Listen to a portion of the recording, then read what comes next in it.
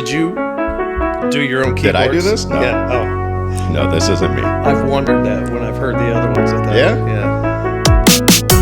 So,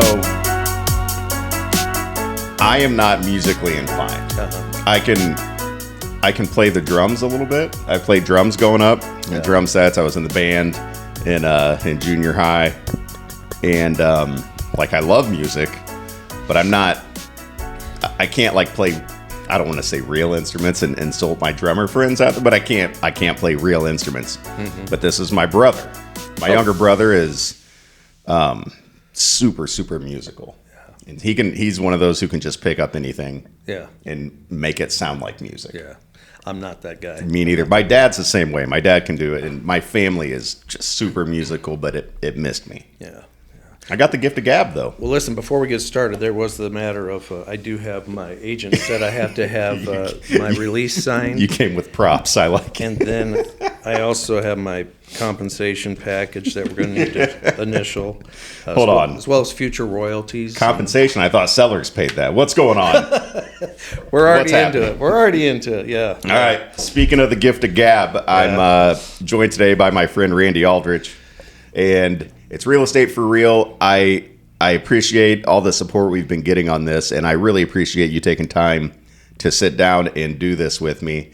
You were definitely one of the people I had in mind when I started this podcast. So I'm glad that you took time to do this. Welcome to the podcast, sir. Thank you. It's good to be here. I've enjoyed several of them. I haven't got to watch them all, but I've enjoyed several of them. They're fun to watch. Which have you not enjoyed? I won't say that, but I'll tell you my two favorites. Okay. Were the Grady's. They were a lot of fun. Yeah. And then... It's pretty common. Yeah. And then Crystal and Anthony. Yeah. Just because the interaction between them was fun. Yeah. No, and they were the first duo I had on here, where it wasn't just me sitting down with somebody else. And I wanted to learn about that dynamic of being married. Sure. To somebody who doing this and doing it together on a team, and they delivered. I thought they did a great job too. And Crystal really makes Anthony look good. She really does. Yeah, he needs it. Let's. No, they are good friends of mine, and I appreciated them coming on too. So that was fun. Did Mike Busher tell you that he has to edit this one carefully before it's released? Or? So I didn't tell him you were coming on today. For good reason. Yeah.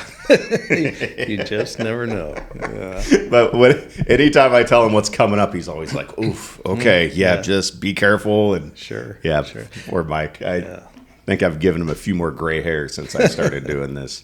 He did a great job on here, too, when he jumped on. He always does. Yeah. I've told him before, and I'm dead serious, if he ever wanted to be a motivational speaker, he could do it. He is phenomenal with that, and he is passionate, and he's a great communicator. When you get him either on the defensive or on the offense, right? When he's doing a presentation or he's responding to something that's going on and he's got a group of realtors in front of him, he can really present well and really motivate you. He's awesome. It's incredible, and we are so lucky here to have that dynamic of Mike Oldnettle and Mike Busher, because both super knowledgeable, absolutely, obviously, and they both bring such different things to the table as far as managing this group that we have, which is, we got a big group. A lot of us knuckleheads running around here. Yeah, I don't know how they do it. A lot of big personalities here to kind of wrangle. A bunch of type A's and stubborn. And yes.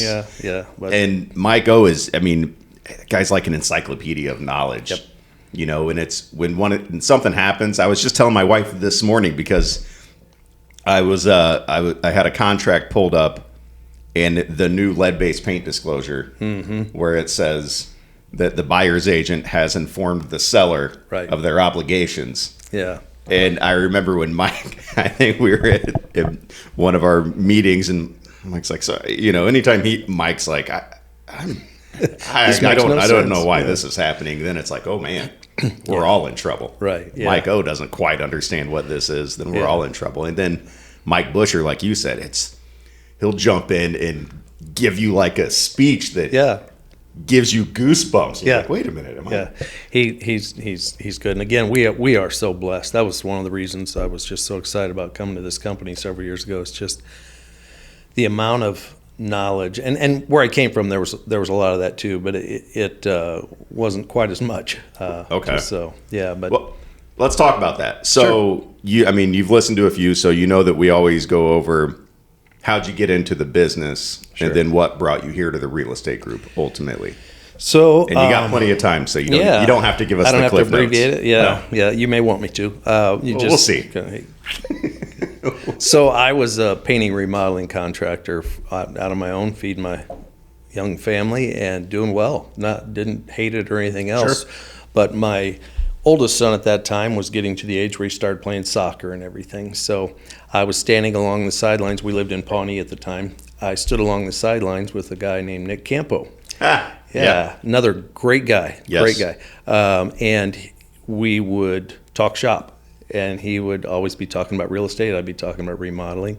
And then he asked me confidentially to help him remodel a building right across the street from where he was licensed so that he could go out and start on his own. So we started remodeling a building. And again, more and more conversations. He just got me interested. He said, you ought to go take the classes. Just take the classes. Sure. And he hooked me up with Barb Kruger, and I took the classes. And at that time, you got your salesperson's license, and you didn't have to wait. You could go ahead and get your broker's license back to back. And I chose to do that once I got into it because I thought, I don't want to forget everything from the salesperson. Sure. So I just want to keep this going. So I did that and started dabbling in a little bit. Hung my license with Nick. I've got to tell you, I got to give a quick shout out to him. What a great guy to cut your teeth with. I mean, he's an out of the box thinker. If there's an issue, if negotiations or an inspection issue or whatever else, he stays calm. He has a really good way of figuring things out. He was just a great guy to watch and learn from, really was. And you need that. Oh, you absolutely. need that in Yep. this business. The outside of the box stuff is absolutely crucial. Yep. I mean, we've got to come up with some creative ways Yeah. to keep things kind of on the course. So, no, that's good. So Yeah.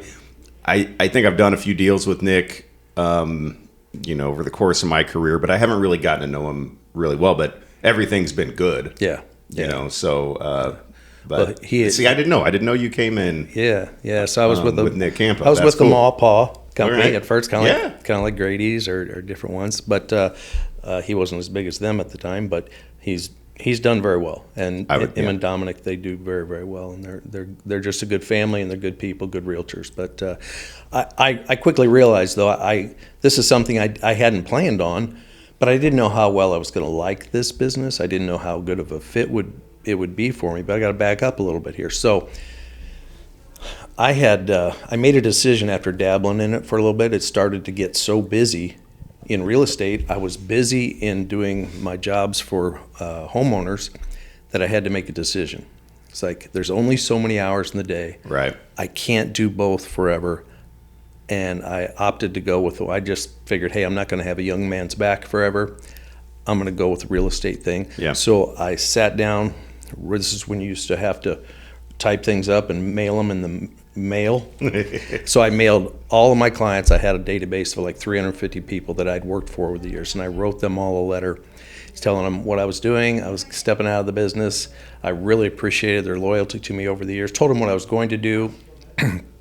Nobody cares when you're new. No. But I told them what I was going to do and thanked them and sent that out. That was September 1st. That my day was going to be September 1. I was going to start just doing real estate full time. And then September 11th happened. It was 2001. Oh, you're kidding. No. And my phone, like everyone else's, just shut off. Wow. Because the world was trying to figure out what's going on. We were all trying to figure out what's next. And I'm thinking, okay, all right, Lord.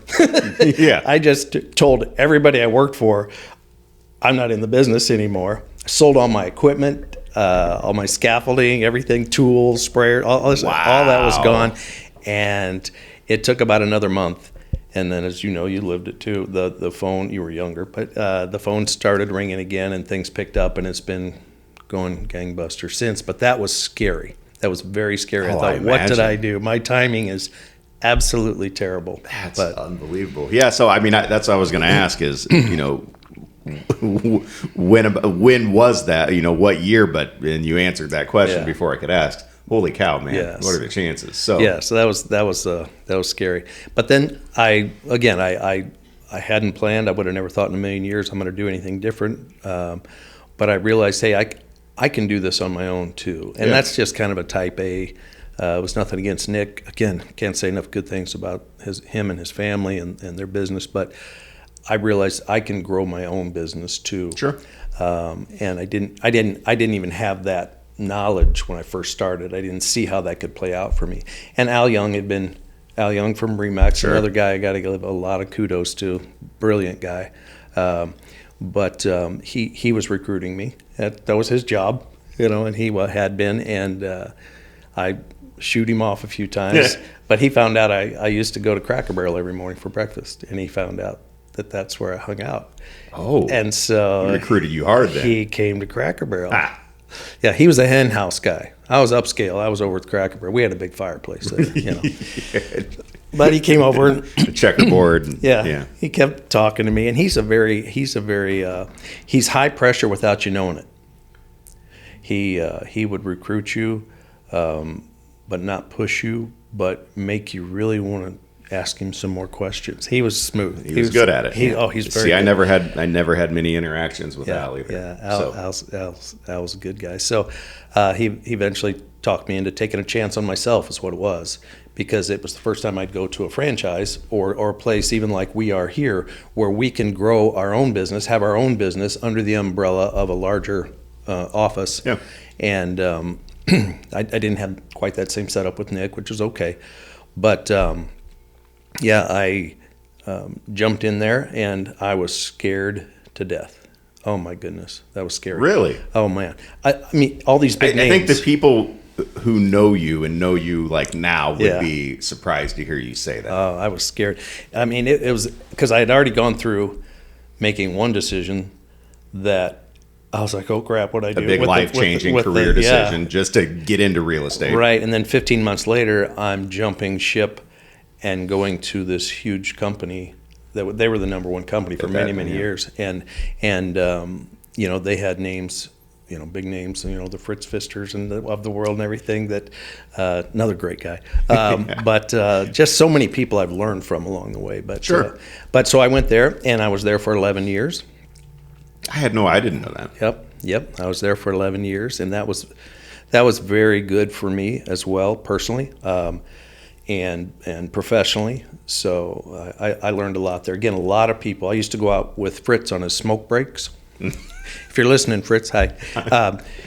He'd walk by my door on his way out to smoke outside, and I'd just follow him. And as soon as we stepped outside, I would throw him an objection, like I was a buyer or a seller. And we'd just banter back and forth as if we were role-playing all the time in a good way. Sure, yeah. And I learned a lot. I learned a ton, and he is great at that.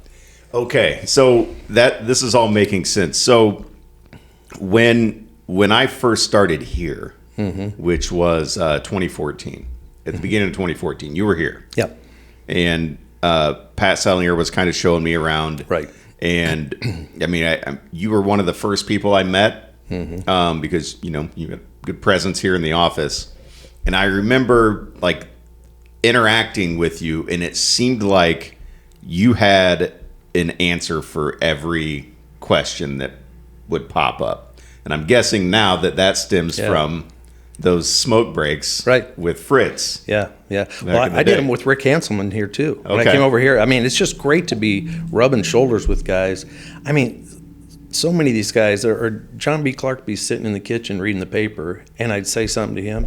I mean, that guy has sold more real estate than I've driven by. Right. I mean, it's just, and you got to use these people when you're in this business. We have so many people walking the halls here, and it was the same there too. But there's just a lot more here, both commercial, residential, property management. I mean, there's so many things that you can learn. You just can't be shy. And I won't lie and say that's always been an issue for me. Not the shyness. Never been shy. But it's that type A stuff. It's that I can handle all of this, and always feeling like, yeah, I can figure out this situation. So I've never really, unless I specifically needed an answer for one thing, it's always been challenging for me to just start picking people's brains and leaning on them, because I don't know what it is, I'm stubborn and just just overconfident. I always feel like, no, I can figure out the best way to do this on my own. But it's such a smart thing to do, to have these conversations with these people that have done it for longer, and like you said, sold more real estate than I've driven by is a great line. It's the truth for some of these guys, right, and gals. Yeah, and that's a great line, and it's I guess you never know so much that you can't still learn more from somebody else, right? And that's a tough thing to wrap your head around, because decade or so, or like you, quarter century in the business, you've learned a lot. Couple things. You can still learn. I am still learning. And anytime I have the opportunity to teach, I love it, because I always learn. Yeah. They always say the teacher's the biggest student in the classroom. And it's true, because first of all, you prepare and everything, but then someone throws something at you, and it forces you, in the form of a question or an objection or whatever else, and it sharpens you. Yeah. It sharpens you. And I'll sit there and hear somebody say something that's had our license for two weeks. And I'm like, I love that perspective. I love learning something new or getting away. Even like going to the conferences and such. I don't do too much of that anymore, but I could sit through 3 days of CE when we used to have to actually go and do that. Yeah. And maybe get one little nugget, but leave there going, that is a better way to explain prorated taxes. Sure. I mean, something really boring to anybody listening. But it's like, I get my arms around that. I can make it my own, put it with my personality and my dumb humor, and I'll make that work. We'll talk about your dumb humor. and that is always, that I love that. And that's why I've always thought, people say, oh, how do you like being a salesman? I'm like, I'm not a salesman. I'm a teacher. Yeah. I help teach my clients, whether they're buyers or sellers, how to make the wisest decision they can with their real estate needs. And that's what I do. I'm not a what's it going to take to put you in this house today kind of guy. No, and you can't be. I tell people, I see that. I'm glad that you said that, because I say all the time, no, I'm not. I'm not a salesman. No. Because you get called that. Like, well, you're a salesman. No, I'm not. Yeah. Hey, no, I'm not. Right. I have talked people out of houses. Oh, yeah. Like so many more times than I've encouraged people to buy houses. Yep. And it just, they'll fall in love with, ooh, look at this countertop. Yep. I did that this weekend. Yeah. Talk somebody out of making an offer on a house. Yeah. Look at the stains on the ceiling. There's something going on. Yeah. Look all over. Don't just. And it's, to me, and I explained it after a closing, because one of my clients, we got done. She's like, no, you are a good salesman. I said, no, I'm not. I'm not. I will talk people out of houses and help them find the right houses, because not only is that the right thing to do on a personal level, but from a business standpoint, you can either get to a closing table or a lifetime of closing tables. And if you just focus on getting to that one, and you're not helping them do what's right, then you're not going to be their realtor going forward, and you're not going to be the one they tell their friends about. Exactly. So, no, not a salesman. No. Nope. I always tell people, getting to a closing with you is going to help me pay my light bill. It's going to help me spoil my grandkids. But getting your referral is going to sustain and grow my business, and that's what I really want. Right. And I think that's a big reason that so many people don't make it more than a couple of years in this business. That, and it's tough business. It's starving. Yeah. Love to talk about that more in a minute too. But so sorry. Yeah. So back up. More about your story. 2013, I was part of the exodus from Remax that came over here with a group of girls. I don't think they wanted me. I think they settled for me because it was a group deal. No, Mike ended up talking several of us into coming over here. We came over here at the same time, and that we had to go tell Patrick about that and everything. Yeah. So that was tough. And Yeah. then we got him over here. So like, yes, that's awesome. What a great guy. I keep trying to get him back into the business. Yeah, He's not taking the bait. How's he doing? He's doing great, man. He's doing great. Yeah, he travels a lot, but he is well compensated for what he's doing, and he deserves it. Yeah, he does. And Pat, he's one of those guys, if you can't get along with him, it's your fault. I don't even need to know the rest of the story. It's like he's just one of those guys, and he's super guy. But yeah. Came over here. So I've been here at the real estate group since 2013. Have no intentions of going anywhere, and plan to live out the rest of my real estate career here. And isn't that a good feeling? Yeah, it is. I'm in the right place. Yeah. I was in the right place when I was at Remax. I was in the right place when I was at Campo. I was in those places, but things evolve, they grow. You have just different goals and things, and here I am. Knowing that you found your forever home. Yeah. Feels nice. It's this is the only place I've ever been. But I did my homework before I got going. I didn't know anything about the business, but just talking to other companies at the time, and I took a big gamble on myself because I just assumed I would be able to generate some business, and luckily I was right. But sorry, Mike, I'm not going to get into specific commissions, but the commission structure here was if you were able to actually sell a decent amount of real estate, it was more agent friendly. Absolutely. And that was that combined with the fact that, like Ashley Coker said, I wanted to go to the place with all the signs everywhere. Yeah. She's like, there were blue and white signs all over town. That's how I knew I wanted to go to the real estate group. They had more signs than anybody else. They're all over. Yeah. So, and some of them are even legal. Yeah. So hopefully all of them. Hopefully all of them.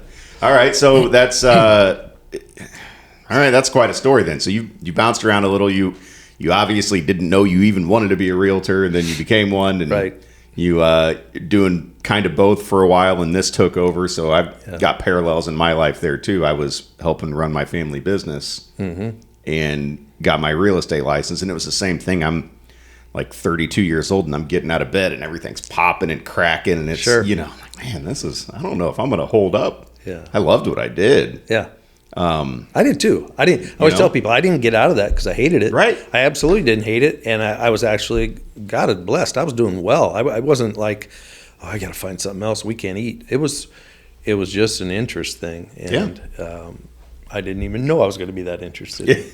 Yeah. Well, it was, my body was falling apart, and. How's it doing now? Is it any better? Well, now that you're not doing that, has it gotten any better? No, because another thing I have trouble walking away from is basketball. Oh yeah, I've been playing basketball my whole life, and I love it, and I still play. Yeah. Like full court when. Wow. I'm going to be 45 this year, and that's. Yeah. It's hard on the knees, especially when you spent like 17 years crawling around on your knees, rolling out sod balls. Right. And then, anyhow, I'm falling apart, man. Enjoy it while you can. Until the wheels fall off. That's my motto. I'll keep playing until I physically can't. Sure. My grandpa is going to be 90. I think he's 89 right now. I think he'll be 90 in next February, but. He quit playing full court basketball because COVID.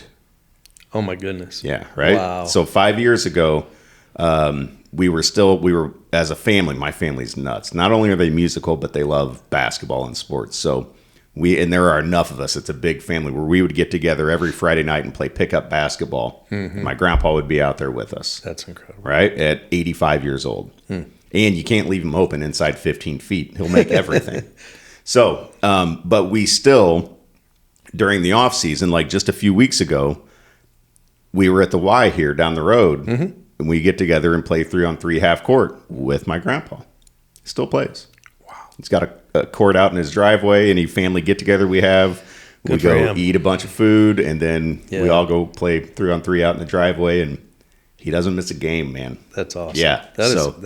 Wow, that's incredible. Isn't it? Yeah. He, and manual labor his whole life too. I mean, he's the one who started the family business. So, So for me, I'm about to be 45. I'm like, man, how much longer can I do this? And then I look at my grandpa. Yeah. All excuses are gone. Yeah. They really are. They really are. Well, it doesn't get easier. Trust me. Yeah. It's I just turned 60 last year, so I'm I feel the aches and pains a little more here and there. But like you said though, like I loved what I did. And people, I bet you're glad you're not doing that anymore. No, I really enjoyed it actually. And I was lucky enough a couple of years ago. My dad was a little short-handed, and I'm obviously full-time realtor, but you got a few days where I don't have appointments and stuff. I went out and threw some sod balls down for old time's sake, and it was fun, man. Yeah. And then my knees were hurting again, bad. Yeah. So I better stop. But it's cool to get back out there. But so coming here, for you, obviously, when did you know? Okay, there's going to be no more moves after this. Well, if I looked around, I always wanted to be a part of a company that really had the most to offer me, so that I can in turn offer a better me to my clients. That's just one way of putting it. So I wanted to be in the place where I could have as many tools available to myself, so that I could just turn around and use those for my clients, whether I was working with buyers or sellers. And frankly, I don't. The chasm is so big between our company and any others, not just in the volume of real estate we sell, but in that there's good agents everywhere. I'm not. Yes. That's not a slam on anybody. It's just the reality of it. What is here? There's nowhere to go. I'm not looking. Right. But if I did take a minute to look around, I'd be like, I'm there. It would just be circling right back to here. So, but I figured that out pretty early on, and it's just no turning back, no regrets. No, this is the place to be, and I'm not going anywhere. Yeah. So I wanted to circle back around to. We'll talk about the starving part too that you brought up, but. You mentioned your humor, and so here's. I like to go hang out at the coffee and questions that we do here, and you're in. You hang out in some of those too.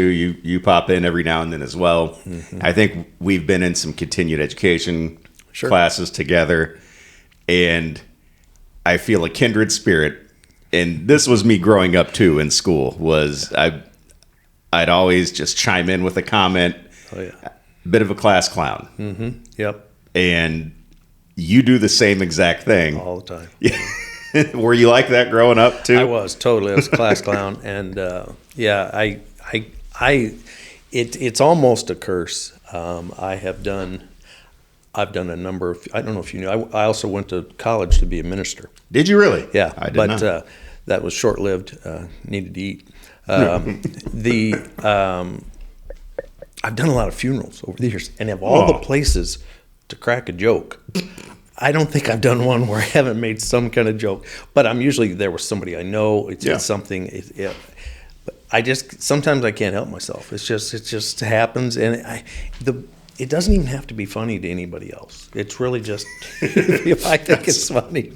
Sometimes it's more funny to me when I know that just went over everybody else's head, and I am good with it. So see, kindred spirits, man. It drives my wife crazy. Yeah, she's like, "You're the only one who thinks this is funny," and then I laugh harder. Yeah, and I'm like, "Oh yeah, that makes it even funnier to me." Yeah, but yeah, no, I've always been the same way. Don't you feel like that kind of thing helps you when you're meeting clients for the first time? Yeah, because it can be kind of a stiff conversation. A lot of times it's an icebreaker. They've got their guard up, and it's they see you as a salesperson, right, and not a person, right. And so they've kind of got their guard up, and so you're like, okay, I see what's going on here. Yeah, and then you'll say something to just completely disarm them, Right. And then after that, then we're fine. Yeah. Now we're just It people. It does help, and if nothing else, it helps me feel comfortable too. Right. Because there is that awkwardness when you first meet with someone, and that's the thing. I got married 2.5 years ago, and just trying to explain our business to my wife in different times in different ways. I'm always telling her, for real estate agents, we're looking for a new employer every day. Yes. We don't just have one employer. It's really nice to have one employer, and you get to know their personality, their likes and dislikes, how to please them, what not to do, and you can take that to work every day. You don't have to relearn it. We have to do that with every person we're working with on the fly, and we might have several people usually that we're working with all at the same time. So we have to learn how to please that employer. Yes. Who basically they're our employer in a manner of speaking, and we have to do that on the fly. We have to figure out their personality. When it's a couple, we got to figure out who's the boss here, and usually you find out pretty quick. You already know the answer to that one. Yeah. Mama buys most houses for sure. But she'll tell him what he likes though. Yeah. Yeah. It's so weird. Those rare occasions where the wife will be like, well, I really love this one, but my husband said no. And I'm like, so? I'm married. I know how that would go. Yeah, I really love exactly. this one. Exactly. That's the end of the sentence. All right. So we're buying it. Yeah. It's funny you say that, because when you talk to people about what we do and they say, oh, that's got to be great. Make your own schedule. Be your own boss. Mm-hmm. Oh, I'm not. No. Yeah. For one, no on the schedule thing. Yeah. And no on the boss thing. And no on the boss thing. I'm not my own boss. No. I have hundreds of bosses. Exactly. And that's that's a good way to look at it that I don't think people realize is you are putting in applications every day to all these different people and personality types, and looking for a new boss every single day, and I've got a 2-week notice with the one I'm working with because we're getting close to closing. So I'm trying to, end well there, but then find a new one. And, you have all these different stages. And, it's a tricky thing to do this business. And there are so many different personalities. I don't understand. But there are some that don't think I'm that funny. I don't know. Yeah. I know. It's odd. Yeah. Something wrong with them. Yeah. So how are you now? Because when I got into this business, I was like 32, 33, and the people I was working with were primarily my age or older. Mm-hmm. And now I'm finding myself working with, still that, but having clients that are younger than me. It's a different generation than I'm used to. So that's a weird feeling for me to get kind of like aged out of that. Right. And this next generation coming in that is a lot more internet savvy. Mm-hmm. They've educated themselves a lot more. They, when I'm like, we do this thing with like digital signing, and they're like, how else would we do it? And, Okay. Exactly. Yeah. Okay. So sorry. Like, has that been a challenge for you at all to like be working with these younger people in their 20s and early 30s, and I find myself relating to them, being the old man, get off my lawn kind of guy more and more, know, but I have come along. I am not a techie person, never have been. When I got out of college, there was only one computer at my college, and it was in the library. Mm-hmm. And I never went to the library. What the heck am I going there for? I don't want to go there. There's girls out here. And there's donuts and coffee and things to do. So I had no knowledge of any of that. So it's always kind of intimidated me. But I've always learned what I needed to know to get by. But when they change things, it is harder for me. But I try to keep up. But I've still found, while that's good for the back end part of the business, this is what really matters. And I've been blessed to, my parents, it's in your upbringing. You have a personality that, and what we're doing right here, looking at each other in the eye while we're talking, that is so rare. And it's like, you see, I did some work with one of the high schools a couple times for when they would come in and shadow you, and they were supposed to interview me, and this kid wasn't even looking at me, and he was messing on his phone, and I'm like, ooh. I just stopped. I said, you know what, you're not here, and I don't, let me just tell you something. I want to thank you for making it easier for my sons to shine, because if they're ever up against you in a job interview, they're going to smoke you. And I was being kind of a jerk, but I was like, you know what? Because he was being very rude. I was just like, and he looked at me like, I can't. First time he looked at me and really looked at me, and right? I'm like, you've got to, having people skills is so rare these days, and it's really hard to teach. You learn it from your parents first and foremost, and it's just something you have to have. And I find that if you've got just a decent set of people skills, you can hire all the techie stuff. Yeah. I can hire my weaknesses, and I have my whole career. I hire my weaknesses, and I'll work with my strengths and hire my weaknesses, and we get the job done for our clients. There you go. And that's just... See, that's something I don't think is ever going to go away. And I know when people talk about all of the jobs and careers that are being threatened by technology and AI and stuff, I know ours gets brought up. Sure. But on some level, there always has to be that person-to-person connection, I feel like, to make this work. Right. And I feel like I'm happy with the way, because I think we've instilled that in our children, because they both work, or two youngest work at, jobs where they've got to deal with people. They're working registers and they're working, customer service, and they've both been recognized for being good at it. And it's something that doesn't exist that much anymore. And if you go out to eat somewhere, if you go and it's like, that was so impersonal. It's like and it's upbringing. Yeah. They've never been taught, hey, this is how you do it. Yeah, it's so rare, like you said, that it stands out. When you get a waitress or a waiter that's so good, and they're so good with PR skills, and it should be the norm, but it's the exception. And good for those that are doing it well. But the whole AI thing, the artificial intelligence, I'm a big fan of authentic. Yeah. Authentic identity, not artificial. I want to be authentic, and I want them to know I'm the guy you get, and what you see is what you get. And so, people use AI for their pictures. They use it to write stuff. That's all fine. That's good. But you got to show up at some point. Yeah. And you know what? When you don't talk the way you just wrote, it's going to be clear in about 2 seconds. Yes. No one's fooled. Nobody's fooled. And when you show up and you don't look anything like your picture, I mean, I realize it gets expensive to get new photo shoots all the time, and so we probably all keep them a little longer than we should. But when it's from when you first got your license to today, it's probably time to update a little bit. But, I probably need to update. Yeah, I do too now that I say it out loud here. But we can look out on the sign and look at the pictures on the sign here. But we can flip the camera around and but just being comment. Authentic, just being real.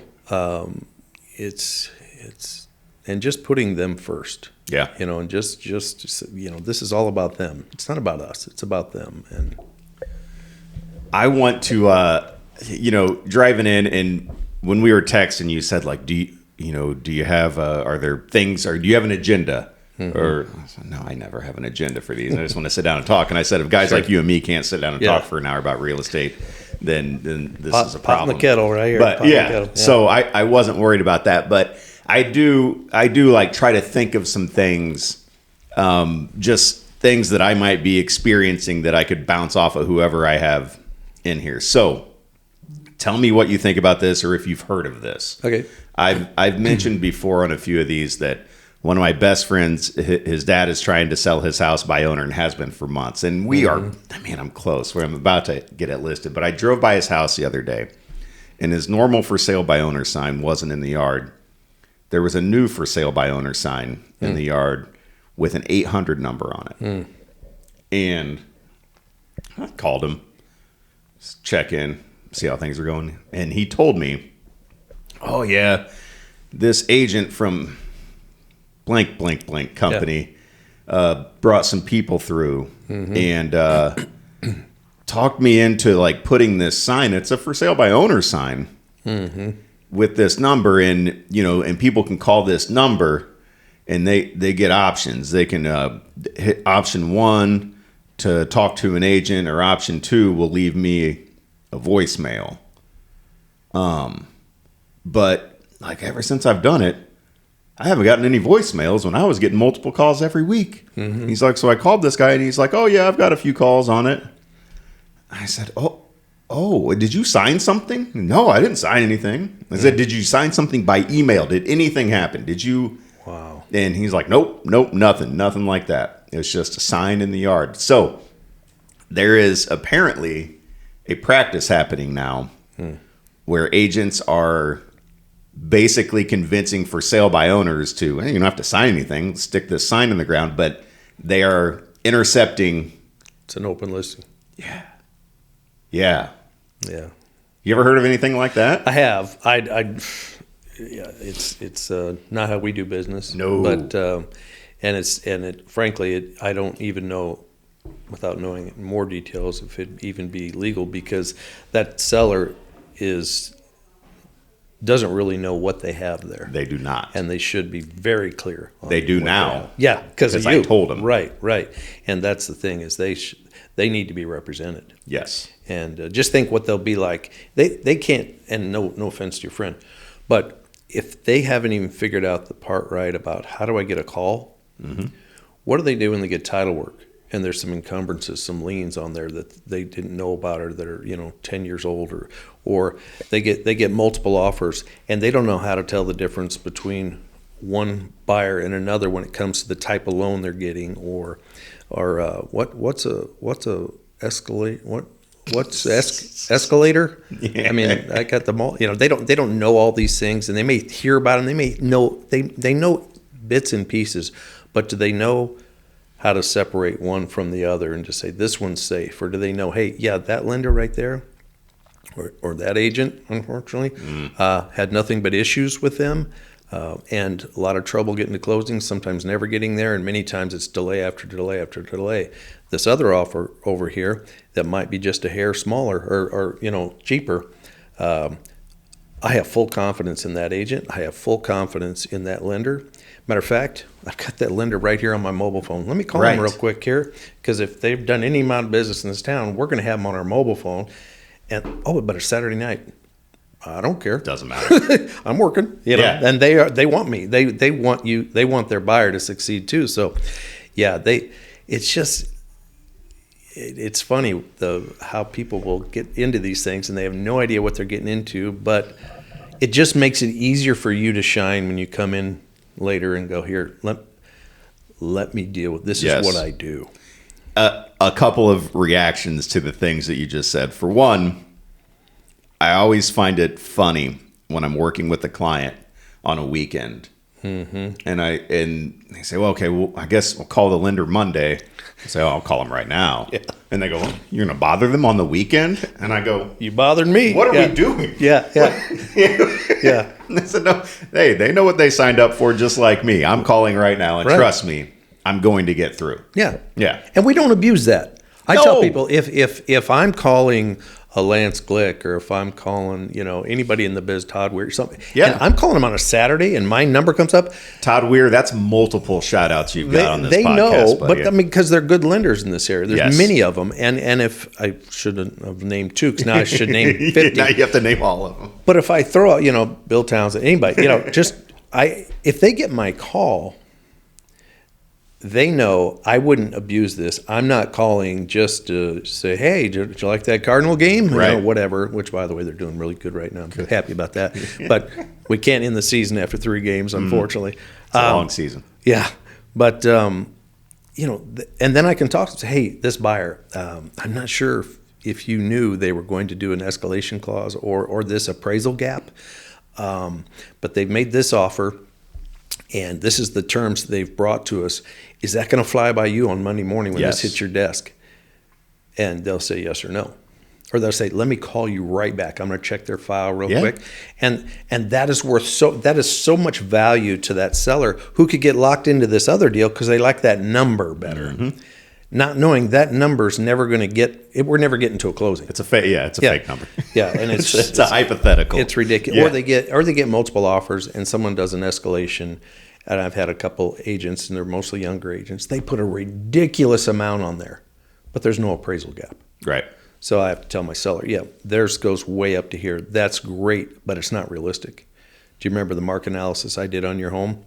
And while there is some subjectivity to that, there's going to be a little bit, maybe I'm a little, conservative on it.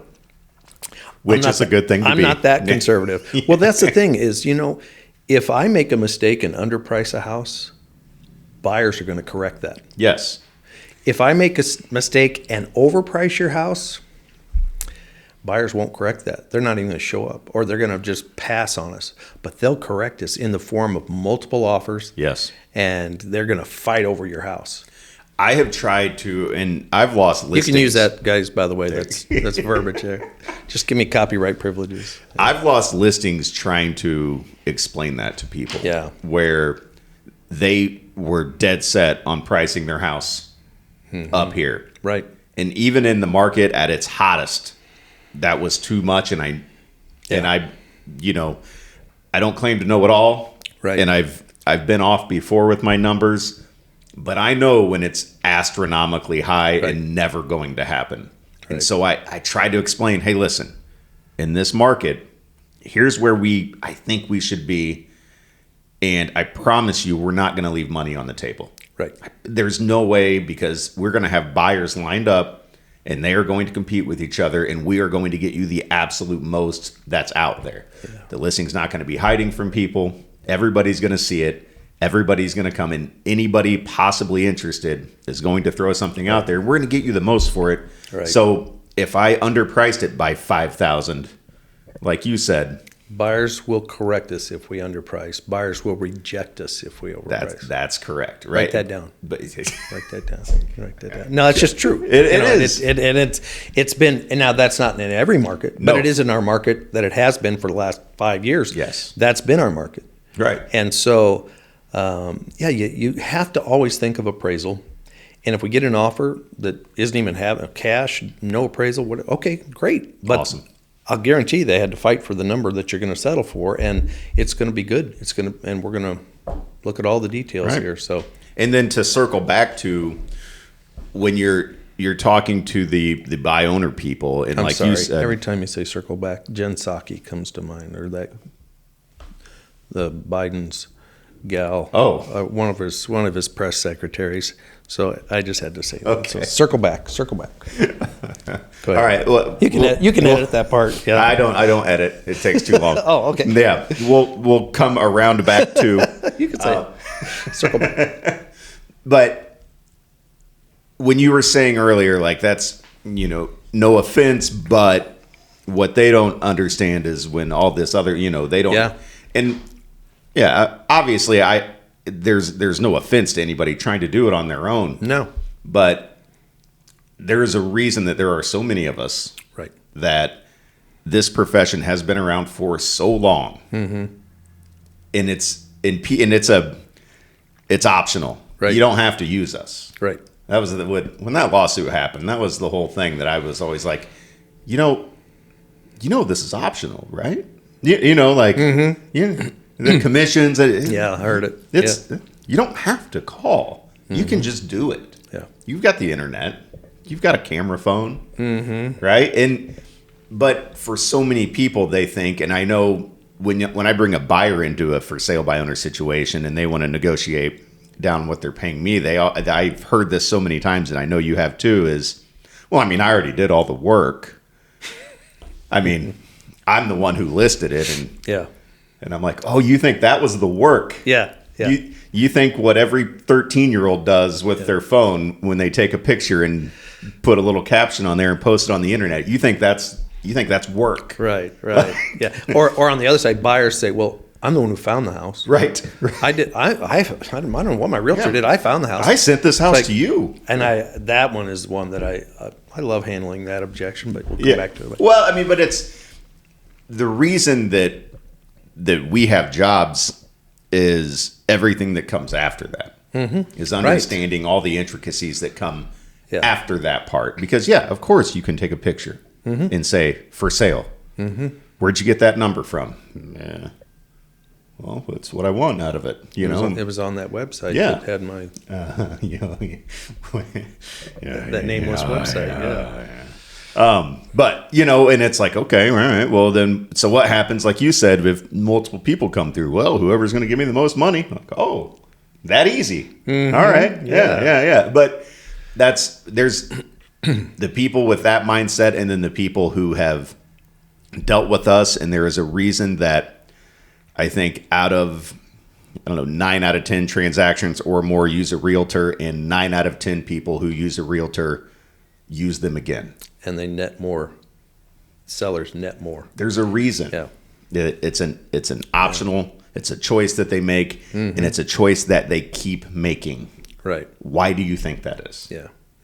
Obviously, we talked about we're not salesmen, but if we are a salesman about anything, it's just selling ourselves and our value. But it's otherwise we're educators. But our value. People underestimate our value, just like they underestimate a doctor's value. I mean, you hear it all the time. Someone goes to the doctor and they go, "Yeah, I had to pay my copay," which falls on deaf ears on self-employed people. Like, really, that was so hard for you to pay your $30 or whatever. But he was only in the room for 10 minutes. And my whole bill was like $250. I'm like, yeah. Do you know how many years of education he had? Did you happen to see the building that you walked into as you walked into it, and all the staff there and all the insurance and everything else? But most importantly, the fact that he could diagnose you in 10 minutes and give you what you needed to send you on your way. Would it have been more valuable to you if he talked real slow and stretched it out to 20 minutes?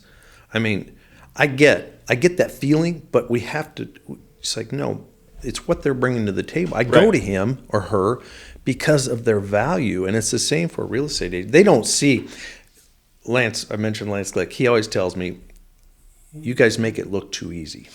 Yeah. And then, because they don't see all the back work that we do. No. They don't see the back office stuff that we take care of, and we head off the things at the pass, as they say. We head it off at the pass when we see an issue on the title work or something else, or the lender calls and says, we got a problem, we got this, and we work with them to try to figure it out. That's another thing for sale by owner people.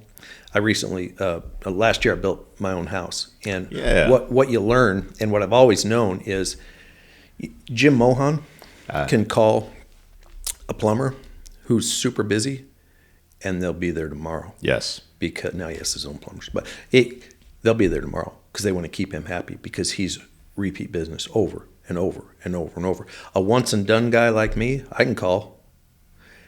Yeah, we'll get to you as soon as we can. Mm-hmm. And they've already got there. They've already roughed in. I'm obligated to. I had good plumber experience, by the way, so no problems there.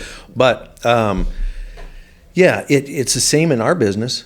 They don't have any clue how to deal with the lender, nor do they have the rapport. They've never talked to an underwriter or processor, or it's hard enough for us to get to those people beyond the lender.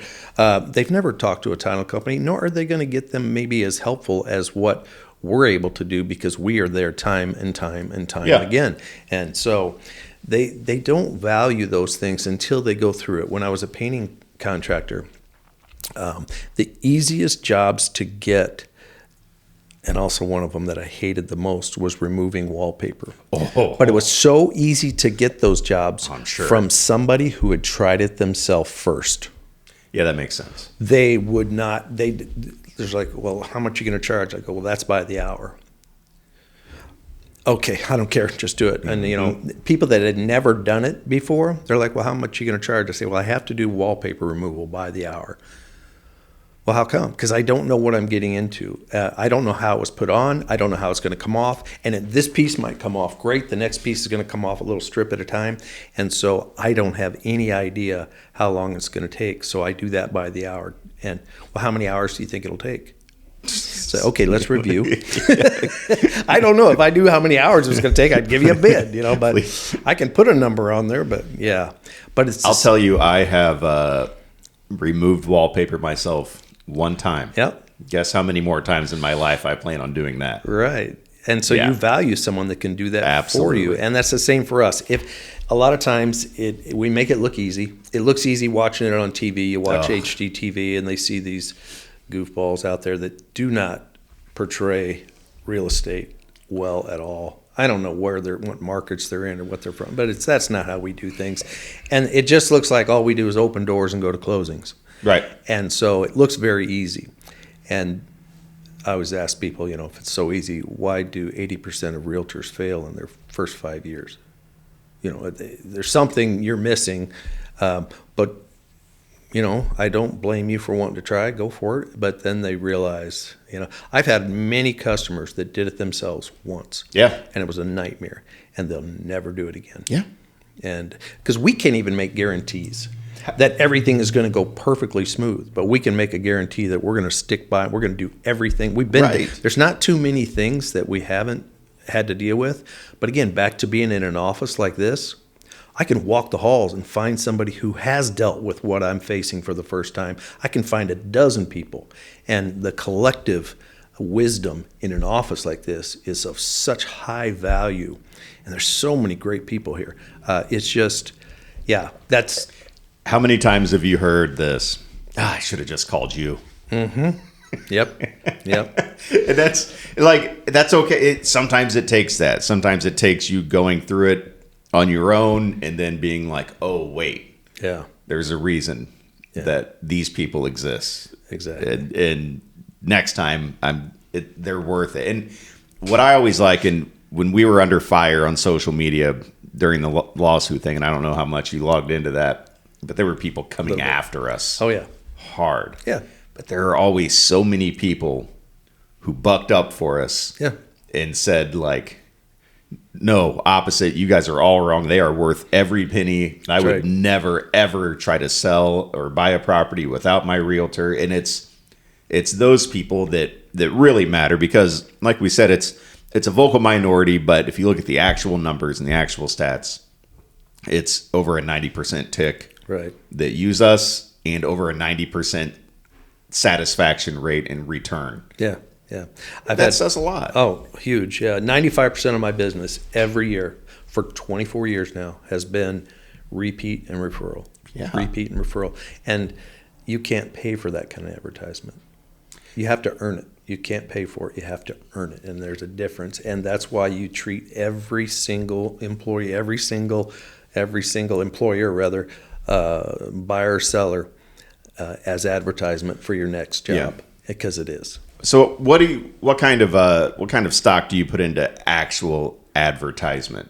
Because I'm notoriously cheap personally, and I rely almost exclusively off referrals. Sure. in return customers, and thankfully it's been good for me. You know, it's been able to keep me in business for 12 years. But like I said, I'm notoriously cheap. I don't like to spend money on things. So you're advertising, so you put it at about 5%. You're getting new clients. Those are people that just happen to stumble across a Google review or something else that might call in or call in a sign. But they're so rare. Yeah. I'll bet it's more than 95% that I have repeat and referral, but I do track it. But there's always a couple at the end of the year. I'm like, I can't remember those two. Because if I wait too long to mark the category where they came from, I'm like, I don't know. So maybe it's a little different. But, when I first started, it was important for me to get my name out. But back then, it was still very effective to walk door to door. I remember one of my first listings I had on in Whispering Woods out off of Mechanicsburg Road. And I put a sign in the yard, and I pre-made up a customer copy of the MLS sheet. Okay. And I walked every door and said, hey, just want to let you know my name's Randy Aldrich. I just listed the Hohenstein's house down here on the corner. Beautiful home. But if you want to help pick your new neighbors, if you know anybody that's looking to buy in your neighborhood, here you go. Yeah. I picked up 2 other listings. Did you really? Yes, and it was just dumb luck. But it was like, that was door to door, and that was just me. That was me looking them in the eye, talking to them, and just saying, hey, here I am. And I did a lot more of that kind of stuff back then. I'd sit at open houses. That was very unproductive for me. Mm-hmm. I'm there babysitting other people's clients most of the time. I got a couple things out of that wasn't real effective, but just my name in the paper might have been a little helpful. The paper, kids. Yeah. The paper. Newspaper. Was something. Yeah. It's kind of like paper money. Have you heard of that? Yeah. Cash. Yeah. Yeah. Sorry, newspaper friends. You guys are doing a great job. Yeah. So I over the years, I've spent a lot of money on advertisement that I wish I could get back. Yeah. But some of it is, we were talking before you turned the mics on, just about branding. And so there's things I've done over the years. I spent a lot of money on radio advertising and in the past, and of course my moving truck and things that are out there. And I don't have it anymore. But it's you things, don't? No, I got rid of it. But so that's another story. Okay. But they're very hard to evaluate. Yeah. What's my return on my investment on those things? When, if you're a store that puts a coupon in the paper, again, that's a paper thing that comes to your house. And it comes to your grandparents' house. Yeah, that's it. And it says, bring this coupon in for 1 dozen free eggs with the purchase of, another dozen eggs. Yeah, that's Carton probably not a good cigarettes. illustration right now because the eggs are so high. But so you would take that in, and they were able to track. We got off that ad, we had 50 people come in with that coupon because they physically have it. Well, when you do branding and you do just things that are just about getting your name out there, you don't have that coupon coming back to say, this is why I called you. Every once in a blue moon, I would have somebody say, yeah, I saw your name on the truck, or I heard you on the radio, saw you in the Heartland Home magazine. Right. That was actually, Heartland Home I got more ROI out of in its early years. Really? You could see how it started to wane off because just in general, and love the Loftuses, great people. Jeff and Linnell, super people. Yeah, I don't know them. But so that was already fading out. Yeah. But that was one of the mediums that I used that people did pick that up. They'd be sitting at the doctor's office and they'd open it go up. Thumb through it. Yeah. Thumb through it. And oftentimes it was an old one sitting there. So they'd call, and you had to learn how to do a phone call. So they'd call, hey, I got this Heartland Home magazine, and I noticed there's a house out there in Mechanicsburg. Can you tell me about it? I sold it 4 months ago, but... Well, I'd always go, I'm so sorry. Did your agent not call you when that one came up for sale? Did your agent not call you? Good and one. And then they, to me, smile, wink, but even though I was over the phone. Oh, no, I didn't know. I said, well, I'm sorry. That one's sold already. Matter of fact, we closed on that last month. But is that kind of what you're looking for? Yeah. And do you have an agent that you're working? So you learn to use those. So that one had a little bit of teeth to it, but that was really anything else I've done. Honestly, it's just about the branding is just to make sure that the great clients I've had in the past don't forget I'm here. Right. Just name recognition, just keeping me on the tip of their tongue, and I think that's really important. There's many ways to do that. But some of the branding type advertisement, that's what it's about. When Josh Cruz is on the sign in Chatham, or somebody else has got a sign here or there, I'm doing something. It's more about their clients, not forgetting them. Right. And there's a lot of value. That presence of mind stuff. Yeah. When you said, when you get those phone calls, it made me think of something, because I do the same approach, and it's, again, bringing up the difference between a salesperson and what it is that we do. Right. So somebody calls about a house that you've already sold. Mm-hmm. And the question you ask them is that kind of what you're looking for? What is it that you're looking for? That's how I always. So tell me about what you're looking for, though. Is this the area you like? What was it about this that you liked? Whereas a salesperson would say, now, I sold that one, but let me tell you about this other one, and let me tell you about this one, and let me tell you that salesperson approach, as opposed to what we do, which is learning about people, letting them tell us what it is that they're looking for, and then That's how. And you never know when you're getting that call. So sometimes Right. I'm on my game better than others. Sometimes I get off the phone and go, "You are an idiot. What, you did not handle that one well at all." But other times I'm like, okay, I did that. I did all right with that one. But just I'm so sorry. I bet you, did your agent not tell you? I'm stealing that one, Randy. I'm stealing that. Go ahead. Yeah, You can use that's that with mine the other, now. buyers will correct us or they'll Yes. reject us and pricing. Yeah. But yeah, if they're say, well, no, I don't have an agent. Oh, I bet this is going to happen to you over and over. Then you're going to call on homes that are gone because in order to get these homes when they're hot, when they're still on the market, you really need an agent working for you. I'm open to interviewing for the job if you'd like to talk about it. Just whatever. And it's never. I like scripts. When I first got into the business, they used to encourage agents to learn scripts. Oh yeah. That rubbed me wrong. I'm not a script. Rubbed me wrong, but I do have my own set, and it's not word for word verbatim. It's conceptual scripts. Sure. So I have a conceptual thing I want to talk to them about, and picking up on their personality the best I can over the phone or whatever.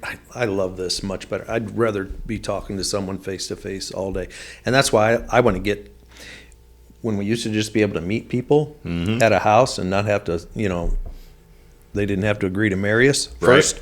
Right. That was nice. I still get around that legally, but I'll still meet with them, but I'll make my contract for one day.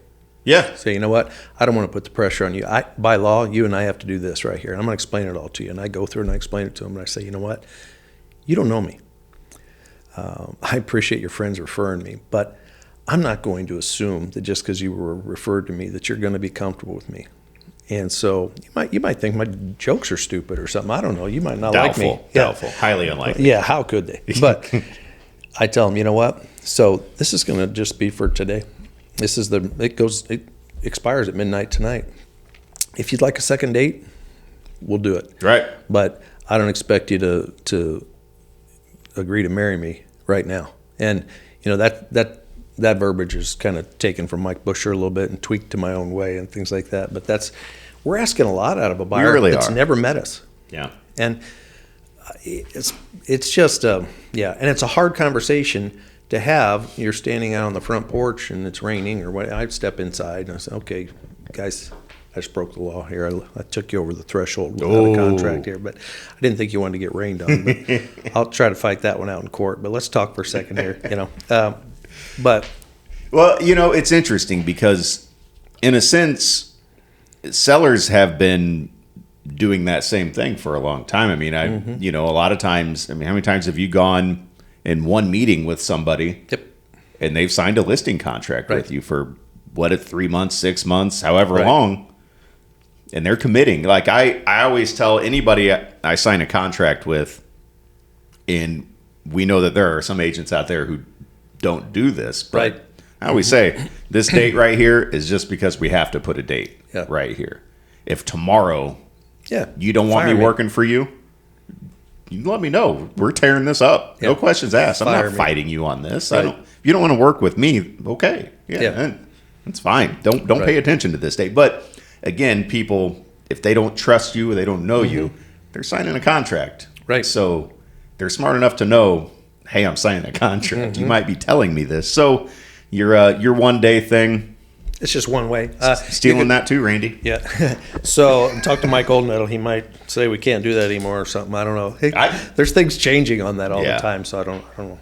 Don't take legal advice from Randy Aldrich. I'll tell you that. Yeah. Right now. Well, no. Well, my probation officer will tell you that too. So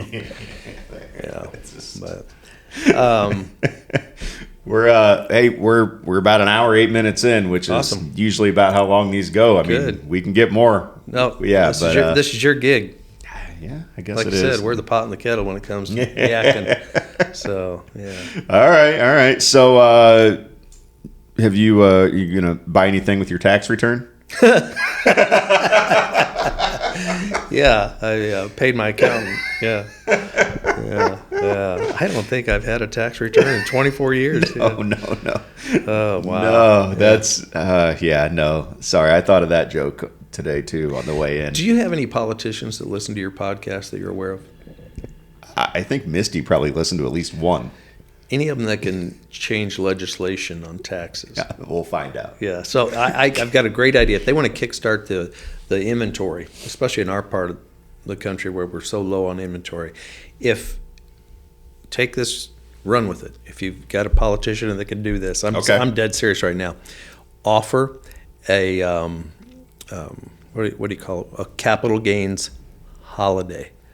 Oh, for investors to sell properties. You want to see a bunch of things go on the market. We don't sell them because we don't want to pay that capital gains. Right. You give a capital gains holiday. Maybe it's only up to a certain dollar amount or whatever.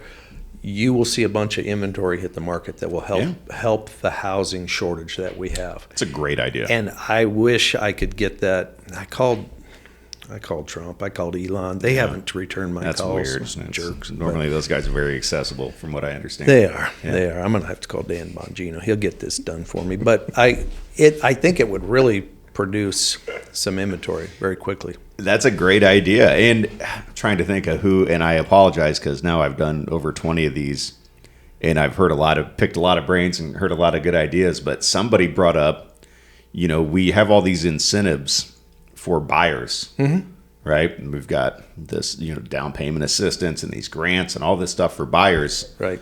Why don't we come up with something for a seller? Mm-hmm. Like incentivize sellers something. Yeah. And I mean, that's a great one. Yeah. For that type of seller, but for ordinary sellers who aren't paying any capital gains anyway, we could say, you're going to get a $2,000 credit for selling. If you sell a house in 2025, you'll get a $2,000 credit toward your 2025 taxes for putting your house on the market. Whatever that might help. I think the capital gains holiday, though, that's a great one. Maybe put $1 million cap on it or something. Whatever. Mm-hmm. It would put a lot of homes out there because, as you know, there's one Apple and about 30 Apple buyers, and it's hard to be a buyer. It is very hard to be. Yes, a buyer. It right is. Now, so, or if you could, if you're locked in at a current interest rate, whatever it is, your next house, guess what? You get that same rate. Yep. Yeah, they're down a little bit. About 6.5%. It's better than the 8 it got up to. Yes. And you know what? Buyers need to buy right now because the buyers that bought at 8, they're refining now. Yeah. And they'll refi again when they drop to 5 or whatever. So get in.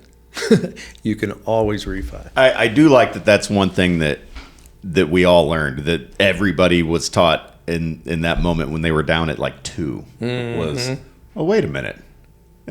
These rates, these 30-year rates that I lock into, that's not a real thing. Yeah. I can change that when they get lower, and that's helped in a sense, but it's still, we were spoiled for a long time. Yeah. Yep. Yeah. Randy, I appreciate you coming in, buddy. I got to hit the music. Awesome. This was a lot of fun. I think people are going to enjoy this one. I hope so. Mostly because of me, but you did a good job, too. My mom will listen. Yeah. I'm glad somebody's will. Yeah. I love you, Mom. Real Estate for Real. Thanks for tuning in.